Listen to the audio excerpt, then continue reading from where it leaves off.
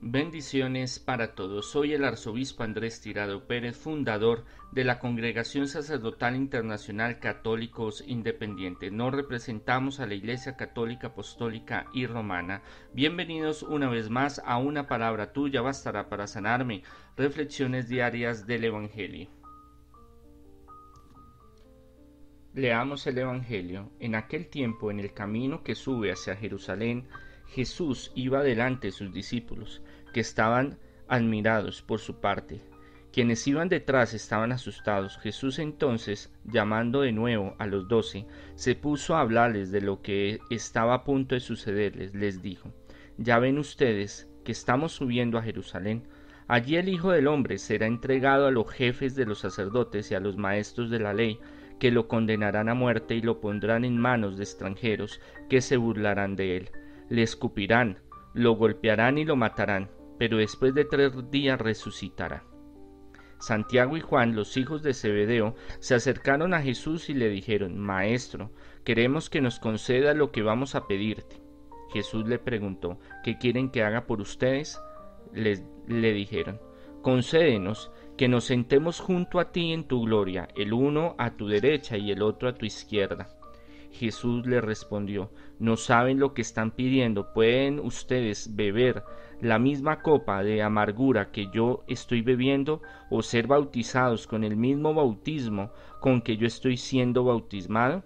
Ellos le contestaron: Sí, podemos hacerlo. Jesús les dijo: Pues bien, beberán de la copa de amargura que yo estoy bebiendo y serán bautizados con mi propio bautismo, pero que se sienten el uno a mi derecha y el otro a mi izquierda no es cosa mía concederlo, es para quienes ha sido reservado. Cuando los otros 10 discípulos oyeron esto, se enfadaron con Santiago y Juan. Entonces Jesús los reunió y les dijo: Como muy bien saben ustedes, los que se tienen por gobernantes de las naciones las someten a su dominio, y los que ejercen poder sobre ellas las rigen despóticamente. Pero entre ustedes no debe ser así. Antes bien, si alguno quiere ser grande, que se ponga al servicio de los demás, y si alguno quiere ser principal, que se haga servidor de todos. Porque así también el Hijo del Hombre no ha venido para ser servido, sino para servir y dar su vida en pago de la libertad de todos. Palabra del Señor. Gloria a ti, Señor Jesús. Ya van en la recta final donde van subiendo. Antes, cuando bajan de Cafarnaúm, tienen que bajar. Es como una montaña donde bajan y vuelven y suben. Bajan bastantes, son como unos 15-20 kilómetros de distancia hacia Jerusalén, o de pronto un poco más, ya no recuerdo bien, pero lo que sí recuerdo es que tienen que bajar casi al nivel del mar, o sea, siempre es la bajada fuerte y la subida también es fuerte. Entonces Jesús va delante de ellos y atrás vienen los apóstoles, y Jesús hace su tercera profecía, vaticinio, les dice qué es lo que va a suceder. Ahí ni en ningún texto habla de crucifixión, pero sí de muerte, sí de traición, sí de entrega, de humillación a los extranjeros. Entonces ya Jesús tenía muy claro lo que iba a suceder y se los estaba dando, les estaba diciendo claramente, sin parábolas, sin símil, sin comparaciones, qué era lo que iba a suceder. Ahora, ellos iban porque detrás de él, porque ellos sabían a dónde iban y qué era lo que iban a hacer, y la escritura, Mateo y Marcos, nos habla de que ellos tenían como cierto zozobra, cierto temor, como una especie de incertidumbre de lo que iba a suceder, porque le entendían, escucharon a Jesús, ya había hablado claramente ante Jesús de lo que iba a suceder, pero ellos todavía no tenían claro cómo iba a ser o cómo se iban a dar las circunstancias. Entonces no sabían qué iba a suceder, si se iba a dar una guerra civil, si Jesús llegaría a sentarse en el Sanctum Sanctorum, en el templo, y proclamarse el Mesías, si iba a haber una revuelta, si los romanos iban a querer atacarlos. O sea, no se sabía, ellos no sabían, pero sí tenían como un pálpito, como un presentimiento de lo que iba a suceder. Y eso lo que iba a suceder tendría que marcar lo que iba a suceder en el futuro. Iba a dar las bases para el futuro. Entonces se acercan dos. Jesús le termina de explicar qué es lo que va a suceder, cómo va a suceder. Y Santiago y Juan se acercan, que son primos de Jesús, y le dicen que ellos le quieren pedir un favor. Jesús no lo duda. Jesús dice, ¿qué es lo que ustedes quieren? Pídamelo. O sea, esa es una actitud muy sui generis, muy de Jesús, en la cual Jesús no los condiciona, no les dice en ese momento, no, es que no puedo, es que es difícil, o después, o no, díganme, ¿qué quieren? Dígamelo, yo soy el dador de vida. Y es cuando ellos le dicen que uno quiere estar a su derecha, otro quiere estar a su izquierda. En Mateo habla de la madre de ellos, pero el objetivo es igual, habla de ellos dos, de Santiago y Juan. En lo cual Jesús hace referencia si ellos van a poder tomar de ese cáliz y poder sumergirse en ese bautismo que él va a vivir. Cáliz en el Antiguo Testamento era de celebración, eran cosas maravillosas, era victoria, pero también era sufrimiento, era suplicio, eran penurias. Entonces también tiene este sentido en el relato del Evangelio. Y el bautismo quiere decir de dificultad, de catástrofe, de momento difícil, de vivir algo fuerte. Exacto, vivir algo fuerte, esa es la mejor expresión.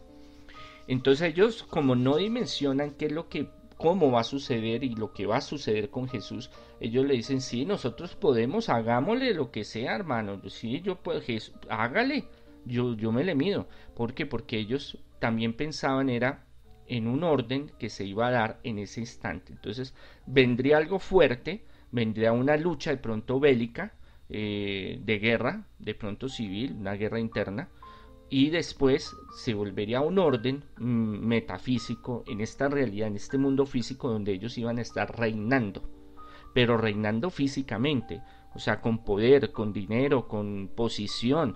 Por eso es que los otros apóstoles, los otros 10, se emberracan con ellos y van a formar el problema, porque cómo así ellos quieren ser los primeros y cómo así que ellos quieren tener la plata y el poder y los otros no. ¿Cómo así que porque es familia entonces la vienen a montar y decir, uy, a montar esta película y que ellos quieren y que les pide este favor? Y claro, y Jesús le va a decir, sí, claro, venga, yo le voy a dar.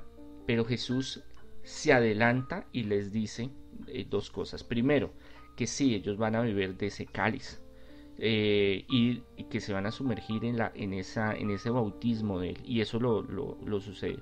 Santiago es mártir y Juan tiene que pasar, aunque muere de viejo, pero tiene que pasar muchas pruebas y muchos suplicios y estar en cárcel y vivir persecución y martirios también le hicieron. Entonces tuvieron que también sumergirse en ese bautismo, en ese mar de sufrimientos también. Pero que ya el lugar donde va a estar Jesús y donde se van a sentar ya no corresponde a Jesús, sino es un plan, ya tiene todo organizado y planeado. El Padre ya lo tiene todo organizado. Por eso él dice, los que vendrán después o lo que mi Padre tenga organizado, eso ya no me compete a mí. O sea, eso ya, él respeta la organización que tiene el Padre, aunque él pudiera cambiar las cosas, pero él se somete al amor y al liderazgo del Padre porque lo ama. Entonces, ¿qué nos quiere decir eso? De que al salir de este plano terrenal, al ir al reino de los cielos, al pasar acá ese cáliz que estamos viviendo, sumergiéndonos en ese bautismo de penalidades, de sufrimientos, va a llegar el lugar donde vamos a estar en el reino de los cielos. ¿Cuál va a ser ese lugar? No lo sabemos, todavía no lo sabemos. Podemos aquí agilizar las cosas desde el mundo espiritual, trabajando espiritualmente para llevar tesoros al reino de los cielos y llegar y estar en un lugar privilegiado, sí. ¿Cuál va a ser? No sabemos. Solo el Padre lo sabe y el Hijo. Y el Padre es el que decide. El Hijo lo obedece por amor. pero sabemos que por Jesucristo tenemos esa opción, esa oportunidad que antes no existía de poder salvarnos. En la historia de salvación, el propósito de Dios es salvarnos, es estar con Él, es disfrutar de Él, es amarlo a Él, estar en un buen lugar. Pero ¿cuál va a ser ese lugar? Solo compete al Padre, al Hijo y al Espíritu Santo. Después les dice cómo se van a organizar en el futuro, cómo van a ser ellos para que la organización que se está creando, que se está desarrollando, que viene trabajando Jesús, sea una organización muy diferente. Por su amor los conoceréis, dice el Señor, por sus frutos los conoceréis. Los conocerán porque se aman los unos a los otros. Es un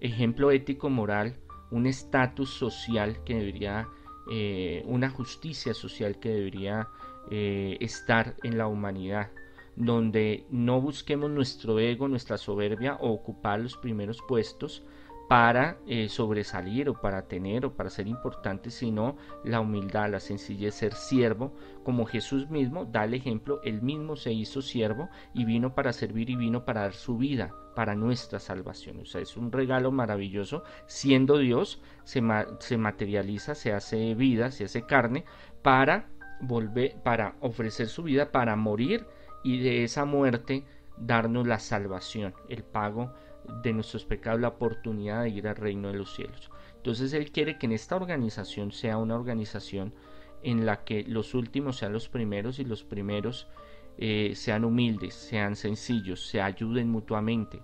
Y le pone el ejemplo de las naciones y le pone el ejemplo de los grandes, donde hay mezquindad, donde el más duro oprime a los más pobres, donde hay injusticia, donde se trata la rivalidad de los seres humanos por tener más que los demás, y el ego y la soberbia, y yo jodo al otro, no me importa, así me pase por encima de quien sea, pero primero yo, segundo yo, tercero yo, ese super yo, a la hipotenusa, al cuadrado, al infinito y más allá. Y todo esto quiere cambiar y ha estado trabajando Jesús. Y que la organización de los apóstoles será un servicio compartido, será una unidad entre todos, donde todos aportan, todos colaboran y todos se sirven los unos a los otros por amor, por el cariño, por una verdadera fraternidad. No solo un grupo de seguidores de Jesús, sino una hermandad. Ahí Él es donde deja y confirma mucho de sus postulados para que los apóstoles y los discípulos de los discípulos los sigan llevando a través del mundo. Pero ese es un modelo social y ese es un modelo universal que ayudaría. Si ese modelo se instaurara en el mundo, no habría guerra, no habría violencia, no habría hambre, todos nos ayudaríamos. Y el planeta es muy rico en elementos, es muy rico en bienes naturales, es muy rico en muchas cosas. Colombia es muy rico. Si no lo han quebrado a Colombia de todos los saqueos, de todos los robos, de toda la corrupción, es porque Colombia tiene mucho. Pero obviamente llegamos a niveles donde esto cansa y esto nos está absorbiendo y ya queremos cambios, y eso es lo que le pedimos al Señor. Mientras no sean gobiernos, mientras no sean ciudades, continentes, países con esta visión cristiana, este propósito de Jesús de servirse los unos a los otros, va a seguir habiendo corrupción, va a seguir habiendo hambre, va a seguir habiendo violencia, porque ese egoísmo que hay dentro de nosotros quiere sobreponerse a los demás, quiere comerse a los demás, quieren destruir a los demás, y eso nos destruye a la humanidad. Por eso hay tanta injusticia y mal en la sociedad. Pero confiemos en el Señor que algún momento llegará esto a organizarse. Vemos que los apóstoles no eran unas santas palomas, vemos que tenían ímpetu, que tenían soberbia, que tenían su temperamento, pero que buscaban canalizarlo y buscaban hacer la obra del Señor. Y Jesús veía cómo están y cómo son. Y no porque tuvieran sus defectos y sus imperfecciones los sacaba, porque si buscamos perfección en este mundo no la vamos a encontrar, pero sí transformarla, y eso era lo que Jesús estaba haciendo con los apóstoles, que hoy quiere hacer con nosotros y en nuestras familias. Desafortunadamente en nuestras familias no todos los dedos de la mano son iguales y hay muchos que tienen su forma de pensar, de actuar y de ser, y a veces son llevados por su ego, por su orgullo, por su soberbia. Pidámosle al buen pastor, pidámosle a Jesús que les toque el corazón, pidámosle que con nuestro ejemplo de servir a los demás y que los demás también lo activen para ayudarse mutuamente, cambien y saquen y transformen todas esas cosas mezquinas de bestias que todavía tenemos, pero que somos seres humanos y que vamos en un camino de trascendencia, de transformación y de cambio, buscando ser mejores seres y vivir mejor para un reino de los cielos, para que esta vida, que es una antesala al reino de los cielos, podamos llegar a estar en un buen lugar y disfrutar de toda esa grandeza. Pero la tenemos que construir acá, tenemos que desarrollarla acá, tenemos que aprenderla acá, tenemos que ser difusores de esa verdad. Y empieza con nosotros, empieza con nuestro hogar. Nosotros a veces queremos que a las malas se den las cosas, pero a las malas no surfen, no se mueven, no surten efecto, no se dan las cosas. Toca con la oración, toca con inteligencia, toca con ejemplo. Nosotros debemos dar ejemplo y es lo que Jesús hoy nos llama.